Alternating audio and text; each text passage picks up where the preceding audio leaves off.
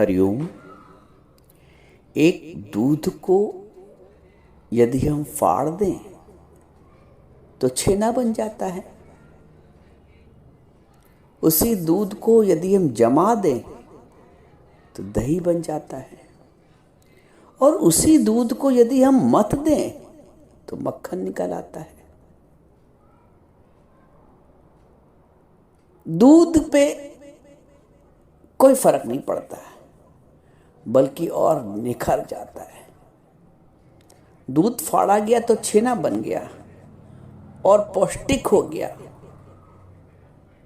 Vitamin से भर गया, मिनरल से भर गया।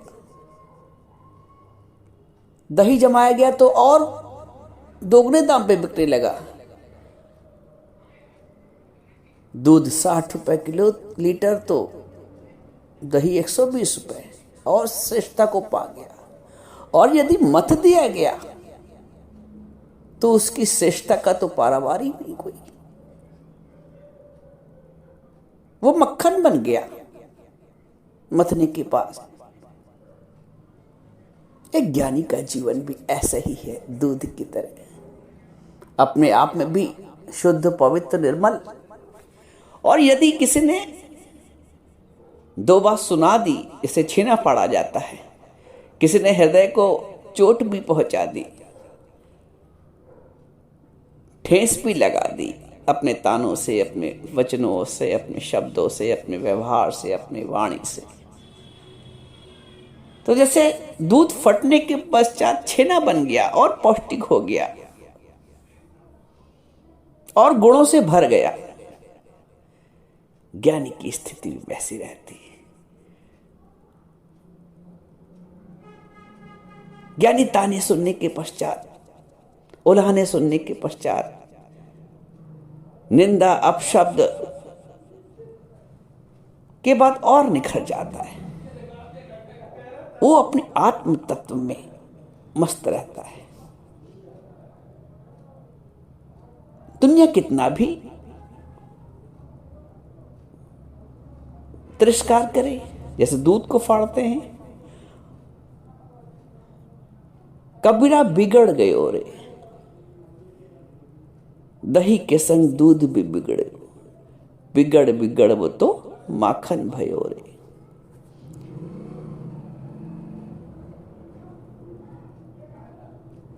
ज्ञानी दही की तरह जम भी जाता है। कोई नहीं पूछ रहा है, कोई नहीं सम्मान कर रहा है, ज्ञानी उस पर भी दही की तरह जमा बैठा है। उसकी वैल्यू तब भी है, वो महफिल में है तब भी उसकी वैल्यू है, और एकांत में बैठा है तब भी उसकी वैल्यू है। और ज्ञानी को कोई मत भी रहा है तब भी उसका मक्खन बन रहा है। दुनिया छोड़ती नहीं है बिना मथे, संसार वाले छोड़ते नहीं बिना मथे, परिवार वाले छोड़ते नहीं बिना मथे। ठीक है, ज्ञानी तरहंदा ज्ञान में, इंदा न दे अभिमान में। ज्ञानी ज्ञान में रहता है, ज्ञानी आत्मभाव में रहता है, वो देह अभिमान में नहीं आता है। मीरा प्रेम में थी गिरधर के, न जाने कितने ताने मिले। संतन संग बैठ बैठ मीरा लोक लाज खोई, बहुत ताने मिले। वो अपने प्रेम में मस्त है, ज्ञान में मस्त है। ज्ञानी तो रहता ज्ञान में, वो अपने ज्ञान में रहता है। हम सब अपने ज्ञान की स्थिति में जब मजबूत होंगे ना, आत्मज्ञान की स्थिति में, दुनिया हमारा बाल भी बांका नहीं कर पाएगी। भाई कोई चाहे कि आकाश को तलवार मार दे, गोली मार दे, तीर चला दे, कितना भी प्रयास और पुरुषार्थ कर लो। कोई कहे आकाश को हम सैलाब में डुबो देंगे, पानी में डुबो देंगे, बहा देंगे, कोई कितना भी प्रयास पुरुषार्थ कर ले। आग लगा देंगे, लगा लो आग। आकाश तो निर्लेप है, न्यारा है। ज्ञानी उसी निर्लेप अवस्था में स्थित होता है। जो आत्मावस्था है ना, वो निर्लेप की अवस्था है। इसीलिए कहते हैं ज्ञानी तो रहंदा ज्ञान में, इंदा न देह अभिमान में। वो देह अभिमान से ऊपर उठ हो चुका है।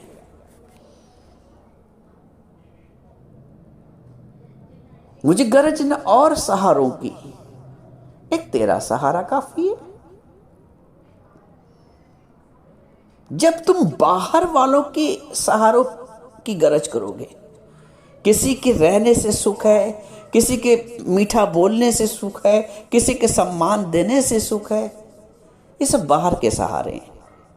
ज्ञानी इन सहारों को बहुत पीछे छोड़ देता है। मुझे गरज कहते हैं अंदर से खुनकी रहती है आत्मभाव की, और क्या, बोलता नहीं मुख से, अंदर से आत्मभाव की खुनकी होती है। मुझे गरज न और सहारों की, एक तेरा सहारा काफी है।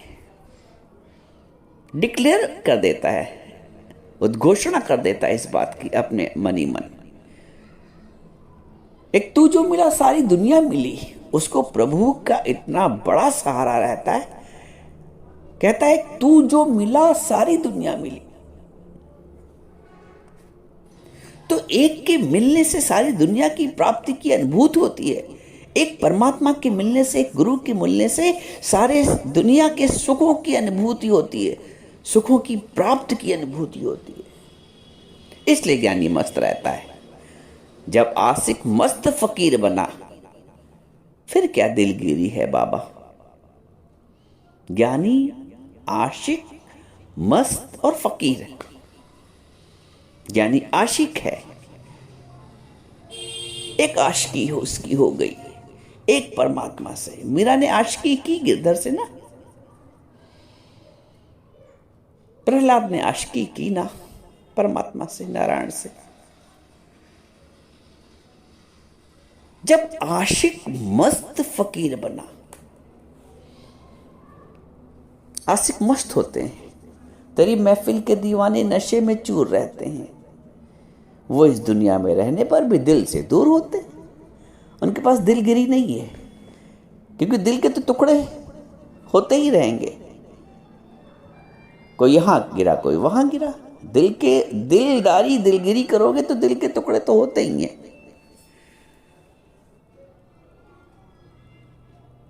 कांच है तो टूटेगा, कांच का नेचर है टूटना, कभी न कभी टूटेगा। दिलगिरी करोगे तो टूटोगे। आत्मभाव में स्थित हो जाओ ना। जब आशिक मस्त फकीर बना, फिर क्या दिलगिरी है बाबा। हर वक्त हंसी, हर वक्त खुशी, हर वक्त अमीरी है बाबा। जी ज्ञानी का पैटर्न ऑफ लिविंग है, इस ढर्रे पे जीता है। हर वक्त हंसी, हर वक्त खुशी, हर वक्त अमीरी है बाबा। जब आशिक मस्त फकीर बना, फिर क्या दिलगिरी है बाबा। कैसे उसकी हर वक्त हंसी है, कैसे हर वक्त खुशी है, क्योंकि उसने अपना, कहते नहीं, नाता एक राम जी से दूजा नाता तोड़ दे। एक नाता जोड़ लिया है परमात्मा से। आनंद घन, वो आनंद घन परमात्मा है, सच्चित आनंद परमात्मा है। नाता एक राम जी से। इसलिए वो कह पाता है, क्या कह पाता है, मुझे गरज न और सहारों के, एक तेरा सहारा काफी है। ये है भक्ति का वास्तविक स्वरूप संतों। यह है भक्ति का वास्तविक स्वरूप। जब परमात्मा से, परमात्मा के सिवा कुछ और ना चाहा जाए। हम संसार के सुखों के लिए यदि परमात्मा को चाहते हैं, ये तो स्वार्थपरक भक्ति हो गई। ज्ञानी निष्काम भक्ति के स्वरूप को समझ पाता है, फिर उसको जी पाता है। कुछ विरले लोग होते हैं जो निष्काम भक्ति के स्वरूप को समझ लेते हैं और उस स्वरूप को समझने के पश्चात निरीक्षा का जीवन जीते हैं। उनको जीवन में किसी से एक मुस्कुराहट की भी इच्छा नहीं, एक गिलास पानी, एक कप चाय की भी इच्छा नहीं। मैं बाहर से आएंगे तो बहू मेरी साड़ी तहा दे, बेटा मेरा ये काम कर दे। कभी अपने आप से बेटा बोले। ये सब इच्छाएं छोटी छोटी अंदर छिपी रहती हैं और समय पर जब निकल के आती हैं और उनकी पूर्ति नहीं होती तो फिर दिल टूटता है। इसीलिए कहा जाता है कि फिर क्या दिलगिरी है बाबा, जब आशिक मस्त फकीर बना फिर क्या दिलगिरी है बाबा। तो जो प्रभु का प्रेमी है, जो आशिक है, वो मस्त है, वो फकीर है। फकीर से तात्पर्य फिक्रों से खाली। जो फिक्रों से खाली वो फकीर है।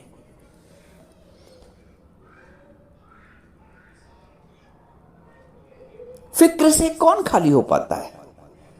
जैसे हमने अभी फिक्र की परिभाषा सुनी कि जो फिक्र से खाली है वो फकीर है। तो कौन फिक्र से खाली होता है? फिक्र से वो ही खाली होता है जो सदा अंतर्मुख में रहता है। फिक्र से वो ही खाली होता है जो सदा अंतर्मुख में रहता है, जिसकी वृत्ति बहिर्मुख नहीं है, अंतर्मुख है। अंतर्मुखी सदा सुखी। जब तक अंतर्मुख नहीं होगे फिक्र से खाली नहीं होंगे, और जब तक फिक्र से खाली नहीं होगे तब तक बंधन से छूटोगे नहीं। जो राग और द्वेष रूपी आसक्तियां हैं, विकार हैं, ये बंधन है। मोह बंधन है, वासना बंधन है, आसक्तियां बंधन है। ये सब बेड़ियां हैं, रस्सियां हैं, हमेशा बांधने के लिए तैयार रहती हैं। ज्ञानी ही निर्बंधन जीवन जी पाता है, क्योंकि उसने जीते जी इन आसक्तियों से अपना पीछा छुड़ा लिया है, इन वासनाओं से अपना पीछा छुड़ा लिया है। वासना से वही पीछा छुड़ा पाएगा जिसने आत्मा में वास करना सीख लिया है। जिसने आत्मा में वास करना सीख लिया है, आत्मवास कहते नहीं, आत्मवास। जिसने आत्मा में वास करना सीख लिया है वो संसार की वासना से मुक्त हो जाता है। ज्ञानी अपनी आत्मा में, आत्मन्येव आत्मना तुष्टातस, जो आत्मा से आत्मा अपने आप में संतुष्ट है, अपने आप से आप में संतुष्ट है, आत्मन्येव आत्मना तुष्ट स्थित प्रज्ञस दोचिते, उसको स्थित प्रज्ञ बोलते हैं। स्थित प्रज्ञ अर्थात आत्मा में स्थित। आत्मन्येव आत्मना तुष्ट, ज्ञानी अपनी आत्मा से आत्मा में संतुष्ट रहता है। इसलिए बोला है ज्ञानी तो रहंदा ज्ञान में, इंदा न देह अभिमान में। वो देह अभिमान में नहीं आता है, वो अपनी मस्ती में है, नाम के खुमारी में है। नाम खुमारी नानका चढ़ी रहे दिन रैन, लाख प्याला भर पियो चढ़े न मस्ती नैन। संसार के लाख प्याले भर के पी लो, लाख सुख मिल जाए, लाख संपदा इकट्ठी हो जाए, लाख संबंध सुधर जाए, फिर भी अतृप्ति, असंतुष्टि। इसलिए नानक बोलते हैं लाख प्याला भर पियो चढ़े न मस्ती नैन, और परमात्मा के नाम की खुमारी, नाम खुमारी नानक चढ़ी रहे दिन रैन। दूध ऐसी स्थिति बना लो, अपने में है दूध के स्वरूप में, तब भी अमृत है। दूध भी अमृत है, दूध को अमृत बोला गया है।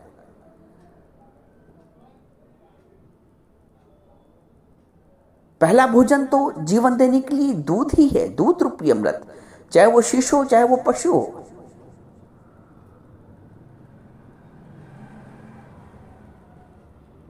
और यदि निंदा स्तुति के रूप में, अपशब्द के रूप में कोई ऐसी की तैसी कर रहा है, यदि वो फाड़ रहा है, चलो छेना बन जाओ, भर जाओ विटामिन से, पौष्टिकम मधुरम स्वादु, पौष्टिक हो जाओ, मधुर स्वाद से भर जाओ। ताने उल्हानों में, निंदा स्तुति में कोई जमा रहा है, नहीं पूछ रहा है, दही की तरह जम जाओ। और श्रेष्ठ होता है दुगने दाम में बिको, दुगनी वैल्यू कर लो अपनी। हर हाल में वैल्यू है, आत्मभाव में स्थित रहोगे तो हर हाल में वैल्यू है। और कोई मक्खन की तरह मत रहा है, रगड़ रहा है, अपना उल्लू सीधा कर रहा है, चलो, शरीर में सामर्थ्य है वो भी हो जाएगा, कर लो उल्लू सीधा। भगवान कहते हैं जब तक श्वास है तब तक कर्मयोगी बने रहो, जब तक श्वास है तब तक कर्मयोगी बने रहो।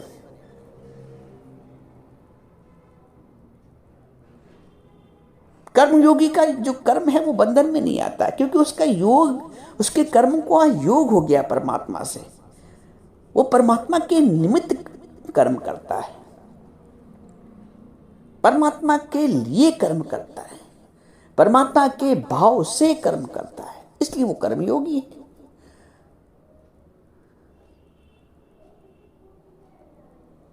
मथे कोई कितना मथेगा? ये ना कहना कि उसने हमसे अपना उल्लू सीधा कर लिया, अपना स्वार्थ पूरा कर लिया। कोई किसी का स्वार्थ नहीं पूरा करता। और यदि हमारे द्वारा कोई अपना काम निकाल रहा है, ठीक है, हमारा आत्मभाव हमसे ना छीने, बस हमारा परमात्मा भाव हमसे ना छीने, बस।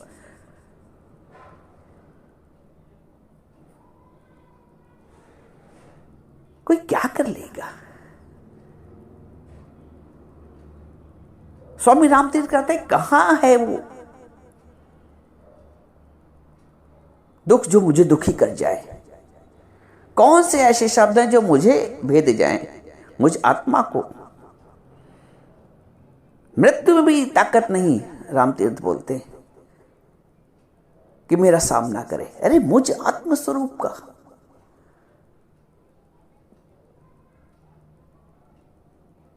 तो मैं तो आकाशवत हूं, मैं निर्लेप स्वरूप हूं। कोई मुझे क्या ले पायमान कर लेगा? अपने शब्द से, वाणी से, व्यवहार से, आचरण से कह ले दुनिया, कर ले निंदा। कबीर तो कहता, निंदक नेरे रखिए, आंगन कुटी छवाए। निंदक को अपने नेरे रख लो, अपने पास रख लो, और क्या करो, उसको आंगन कुटी छवा के, हाँ ठीक है बेटा, करते रहो। की फर्क पैंदा, मैनू की फर्क पैंदा, मुझे क्या फर्क पड़ता है? तुम मुझे जानते ही नहीं हो, तुम मुझे जानते ही नहीं हो। तुम मुझे शरीर के भाव से देख रहे हो, तुम मुझे संबंध के भाव से देख रहे हो, तुम मुझे जानते ही नहीं हो। मैं आत्मा स्वरूप, मैं ज्ञान स्वरूप, मैं आनंद स्वरूप, मैं सुख स्वरूप। आत्म रूप लखायो, आत्म रूप लखायो, मैंने आत्म रूप लखा लिया है। इसलिए वो कहता है, मुझे गरज न और सहारों की, एक तेरा सहारा काफी है। एक सच्चा सहारा लिया तो संसार के कच्चे सहारों की कोई फिक्र नहीं, चाहना नहीं, लालसा नहीं। बन बन के सहारे टूटते हैं, ये रस्म पुरानी है जग की। तो जो सहारे बन बन के टूट रहे हैं, उनकी हम उम्मीद, उनसे अपेक्षा क्या करें, उनकी उनसे एक्सपेक्टेशंस क्या करें हम? बन बन के सहारे टूटते हैं, रस्म पुरानी है जग की। जो टूटे कभी और छूटे ना, वो तेरा सहारा काफी है। मझधार में डूब लो वालों को, एक तेरा किनारा काफी है। ये हम तभी बोल पाएंगे जब आत्मा में स्थित होंगे, अपने आत्म स्वरूप में, अपने सत्य स्वरूप में स्थित होंगे। देह भाव में है तो ये झूठ का स्वरूप है, असत्य का स्वरूप है, नाशवान स्वरूप है। और आत्म भाव सत्य स्वरूप है, शाश्वत स्वरूप है। तो क्यों ना अपने सत्य स्वरूप में टिका जाए, क्यों ना अपने आत्म स्वरूप में टिका जाए।